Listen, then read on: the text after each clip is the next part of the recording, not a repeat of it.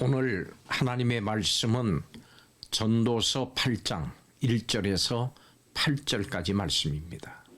오늘 이 말씀은 앞에 7장의 주제인 지혜, 이것을 계속 다루고 있습니다.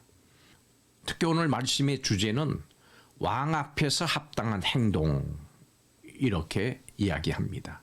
2절부터의 전도자는 왕 앞에서 지켜야 할 성도들의 행동 원리를 소개합니다. 지혜서에서, 특히 잠언에서 왕은 하나님으로부터 그 지혜를 받은 사람이다, 이렇게 이야기합니다. 이것을 바탕으로 전도자는 하나님으로부터 지혜를 받은 왕의 명령을 지키라, 이렇게 권고하고 있습니다. 그 이후에 언급되는 행동의 원리들은 우리가 사회 속에서 지켜야 할 삶의 원리로 하나님이 세우신 권위에 대해서 합당한 복종을 이야기합니다. 전도자는 당시에 왕정이라고 하는 제도를 창조 질서의 일부로 이해하고 있습니다. 왕에 대해서 긍정적인 진술을 했는데, 그런데 전도자는 8절에 이르러서 왕의 한계에 대해서도 설명합니다. 왕도 역시 피조물이기 때문에 모든 인간이 경험하는 한계를 가지고 있다는 겁니다. 그래서 전도자는 우리에게 모든 일에 적절한 때와 적합한 판단이 있다고 하는 사실을 상기시킵니다. 아무리 왕이라고 하더라도 하나님의 지혜 영역에 이룰 수가 없고 자연을 움직일 만한 권세를 가질 수도 없습니다. 전도자는 왕에 대한 복종을 이야기하는 동시에 왕의 한계도 언급함으로 인생의 한계를 설명합니다. 성도 여러분, 예수님을 믿을 때 얻는 것은 천국 가는 자격만이 아닙니다. 믿음은 이 세상을 어떻게 살아야 할지 그것을 아는 지혜와도 깊이 연관됩니다. 주님을 믿어서 얻어지는 지혜는 어떤 것들이 있을까요? 오늘 여기에 대해서 말씀을 중심으로 함께 살펴보겠습니다. 첫째로, 주님을 믿는 믿음으로 우리는 인격과 삶을 바꾸는 그런 지혜를 얻습니다. 우리는 사물의 이치를 아는 지혜자가 아닙니다. 그렇지만 우리는 바로 주님이 그런 지혜를 가지신 분이라고 하는 것을 압니다.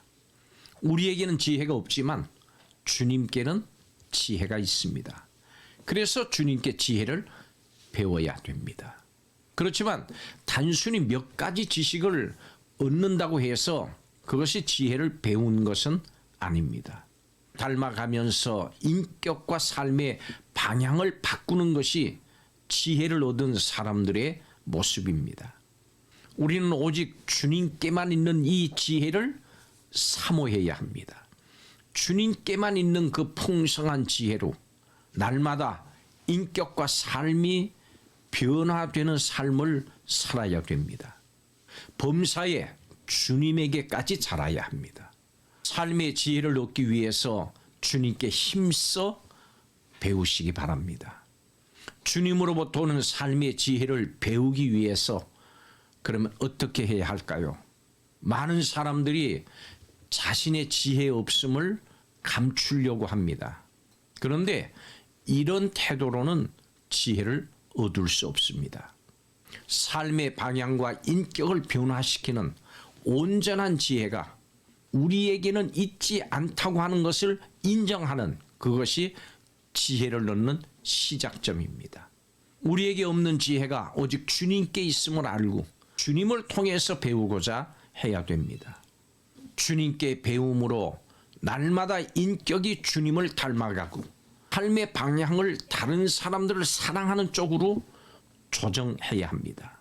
주님에 대해서 몇 가지 아는 것, 이것이 참된 지혜가 아닙니다. 주님을 닮아가는 인격, 그리고 올바른 삶의 방향이 지혜의 증거요 올바른 지혜입니다. 두 번째로, 주님을 믿음으로 우리는 세상 권세도 인정하는 지혜를 배워야 합니다. 악한 권세가 다스리는 이 세상 가운데 살아가기 위해서는 지혜가 필요합니다. 세상 권세를 오해하면 극단적으로 반응하기가 쉽습니다. 세상의 악한 권세에 대한 성도의 태도는 종종 양극단으로 치우칩니다. 세상의 강력한 권세에 타협하고 동조하는 사람이 있는 반면에 항상 부정하고 또 대적하는 사람도 있습니다. 그 강력한 권세에 타협하고 또 동조하거나 부정하고 대적하는 이 극단적인 자세들은 모두가 마땅한 자세가 아닙니다. 주님께 배운 지혜는 오직 주님이 온 세상을 다스리시고 심판하신다고 하는 겁니다. 마지막에는 이 세상 권세도 주님 앞에 심판받을 겁니다. 그렇기 때문에 낙심하지 마십시오. 주님의 심판은 즉각적이지 않습니다. 악한 권세자일지라도 제한적인 권세를 맡기시고 악할지라도 기다리시는 것, 이것이 바로 주님이 다스리시는 방식입니다. 하나님은 약한 권세들까지도 사용하셔서 세상을 다스리시고 그뿐 아니라 그들을 공의로 심판하시는 하나님이십니다. 주님의 경륜을 이해하십시오. 세상 권세의 악함 때문에 낙심하거나 또 동조하지 마십시오. 우리는 세상 권세가 하나님의 경륜 가운데 있다고 하는 것을 알고 그 권세를 존중해야 됩니다. 그들에게 임할 하나님의 공의로운 심판을 알고 또 인내해야 합니다. 하나님을 통해서 세상 권세를 바라보는 눈을 가지십시오. 이것이 바로 주님께 배워야 할 지혜입니다. 마지막 세 번째로 주님을 믿음으로 우리는 겸손함의 지혜를 배워야 합니다. 우리가 주님께 배울 수 있는 것이 참 많지만 모든 것을 다 알게 되는 것은 아닙니다. 여전히 미래의 일을 다 알 수가 없고 대부분의 현재 상황을 바꿀 수 없는 것이 바로 우리들입니다. 그렇지만 불안해하고 그것으로 인해서 불평하지 마십시오. 신자와 불신자를 가르는 중요한 차이점 하나가 있는데 그것은 겸손입니다. 불신자는 하나님의 큰 지혜와 능력을 인정하지 않기 때문에 알 수 없는 미래를 불안해하고 바꿀 수 없는 현재 일에 대해서 불평하고 원망합니다. 그렇지만 신자는 미래와 현재 그 전부가 하나님의 다스림 가운데 있음을 알기 때문에 불안해하거나 불평하지 않고 오히려 담대할 수 있습니다. 주님은 하나님의 지혜와 능력을 신뢰하고 겸손히 죽기까지 하나님께 순종하셨습니다. 하나님이신 주님이 그러셨다면은 피조물인 우리는 더 그래야 하지 않겠습니까? 우리는 다 할 수가 없고 우리의 뜻대로 바꿀 수 있는 것이 없습니다만은 여전히 하나님의 다스림 가운데 있음을 겸손하게 인정하십시오. 선하고 능하신 하나님이 우리의 미래와 현재의 모든 일을 책임지심을 감사하십시오. 우리의 겸손은 그저 사람에 대할 때만 필요한 것이 아닙니다. 이 겸손은 하나님의 주권 가운데 살아가는 사람들의 필연적인 특징입니다. 우리의 연약함을 알아서 겸손히 주님을 의지하는 것, 이것이 주님께 배우는 참된 지혜입니다. 주님께는 우리가 이 땅의 삶을 살기 위한 풍성한 지혜가 있습니다. 주님께 배우는 지혜로 오늘 주님의 넘치는 은혜 가운데 힘있게 살아가시기를 바랍니다. 성도는 인격과 삶의 방향을 바꾸는 지혜를 주님께 배웁니다.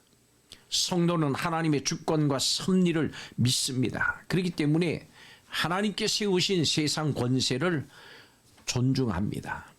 성도는 다 알 수가 없고 바꿀 수 없는 것들이 그 주님의 다스림 가운데 있음을 겸손히 인정합니다. 기도하겠습니다. 사물의 이치를 온전히 아시는 주님께 잘 배워서 이 땅을 사는 동안 인격과 삶의 변화를 경험할 수 있도록 은혜를 베풀어 주시옵소서. 이 땅을 사는 데 주님의 지혜가 필요함을 고백합니다. 오늘도 주님의 지혜를 얻는 성도들이 되게 하여 주시옵소서. 예수님의 이름으로 기도하옵나이다. 아멘.